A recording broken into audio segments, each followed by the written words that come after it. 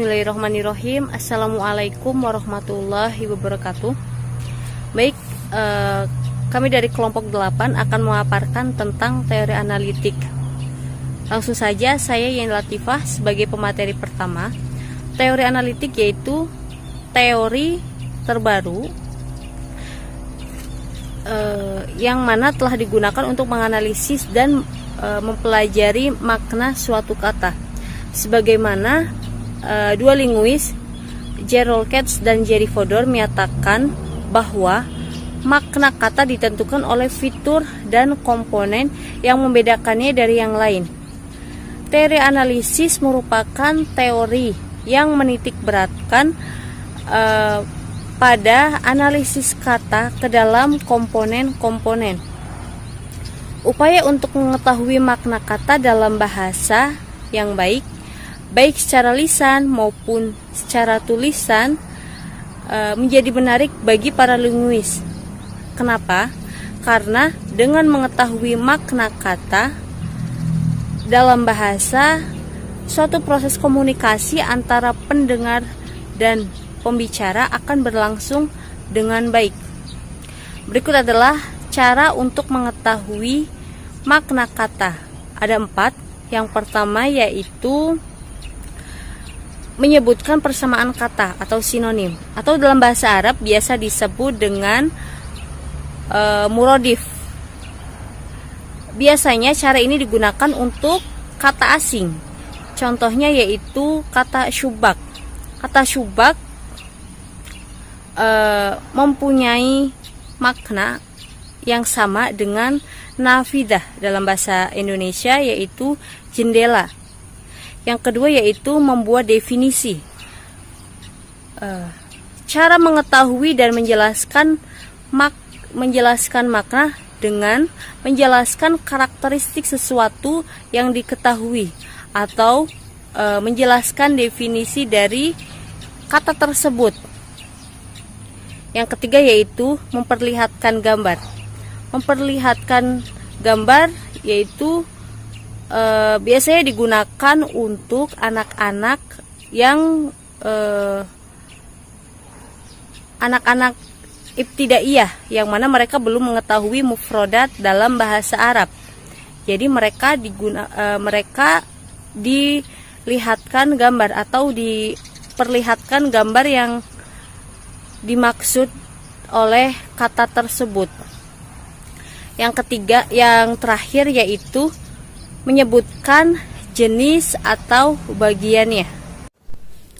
Baik, jadi untuk mengetahui makna kata ada 4 cara, yaitu yang pertama menyebutkan persamaan kata, yang kedua yaitu membuat definisi, yang ketiga memperlihatkan gambar, dan yang keempat menyebutkan jenis atau bagiannya. Oke, bismillahirrahmanirrahim. Di sini saya Winisma Purnama akan menjelaskan tentang klasifikasi teori analisis. Ada 3 kunci analisis untuk membedakan kata berikut maknanya, yaitu batasan nahu, batasan semantik, dan pembeda. Nah, di dalam buku Ahmad Muhtar Umar, ketiga kata kunci tersebut masuk dalam pembahasan homonim yang dijelaskan sebagai berikut. Yang pertama, batasan nahu atau al-muhaddidu al-nahwi, yaitu yang membatasi pembagian kalam yang berhubungan dengan lafaz. Yang kedua, batasan semantik atau al-muhaddidu al-dalili, yaitu unsur yang terdapat di dalam kedudukan yang lain dari leksikon. Nah, yang ketiga, pembeda, yaitu unsur yang spesifik dan itu selalu berdiri di akhir rangkaian. Terus, menurut Ullmann, asosiasi hubungan makna kata yang satu dengan yang lainnya memiliki hubungan ciri yang relatif tetap. Misalkan, kata kenyang berhubungan dengan kata makan, kata haus berhubungan dengan kata minum. Nah, terus hubungan tersebut oleh Ullmann dikategorikan menjadi 4. Yang pertama, hubungan sinonimi, yaitu 2 kata atau lebih yang mengandung unsur konseptual yang mirip atau memiliki makna yang sama, ya, sinonim. Yang kedua, hubungan hiponimi, yaitu hubungan yang melibatkan sejumlah makna yang terkandung dalam sebuah kata yang setiap anggotanya memiliki kemiripan acuan. Misalkan seperti kata al-hayawan. Nah, cakupannya itu kayak asadun, kitun, kayak gitu. Terus yang ketiga itu hubungan bagian dengan keseluruhan. Gitu, seperti hubungan kata ar-rajul. Nah, dengan al-jismu kan tadi disebutkan hubungan bagian dengan keseluruhan. Jadi, al-jismu itu bagian dari si rojul gitu ya. Terus yang keempat, hubungan antonimi, yaitu hubungan kata yang memiliki relasi bertentangan. Saya selaku pemateri yang ketiga ingin menjelaskan tentang orientasi teori analitik. Menurut Ahmad Muhtar Umar, teori analitik itu berorientasi pada 3 kajian makna. Yang pertama yaitu analisis medan makna. Sebagaimana yang telah dijelaskan oleh pemateri yang kemarin, bahwasanya medan makna adalah sekumpulan atau seperangkat kosakata yang mananya itu saling berhubungan. Teori ini juga menjelaskan jika kita ingin memahami suatu makna tertentu, maka kita harus memahami sekumpulan kosakata yang mananya itu saling berhubungan. Contohnya lafad al-launu. Lafad al-launu itu mempunyai sekumpulan kosakata yang maknanya itu saling berhubungan. Di antaranya yaitu asfaru, aswadu, azroku, abiyadu, dan warna-warna lainnya. Dalam kaitannya dengan medan makna, para pencetus teori ini diantaranya lain berpendapat yang pertama yaitu bahwasannya setiap butir leksikal pasti mempunyai satu medan makna. Contohnya lafad ahmaru. Lafad ahmaru itu pasti mempunyai satu medan makna, yaitu lafad al-launu. Yang kedua yaitu tidak ada butir leksikal yang tidak menjadi anggota dari suatu medan makna tertentu. Maksudnya yaitu setiap kosakata pasti mempunyai satu medan makna. Yang ketiga yaitu tidak boleh mengabaikan konteks. Maksudnya yaitu tidak boleh mengabaikan peran konteks ketika kata atau kalimat itu dihadirkan dalam konteks yang meliputinya. Yang terakhir yaitu ketidakmungkinan kajian kosakata itu terlepas dari strukturnya. Yang kedua yaitu tentang homonim atau mustarak al-lafzi. Homonim yaitu beberapa kata yang sama pelafalannya juga bentuknya tetapi maknanya berbeda. Sebenarnya homonim ini itu adalah kata-kata yang berbeda, hanya saja kebetulan si bentuknya itu sama. Oleh karena itu maknanya juga berbeda.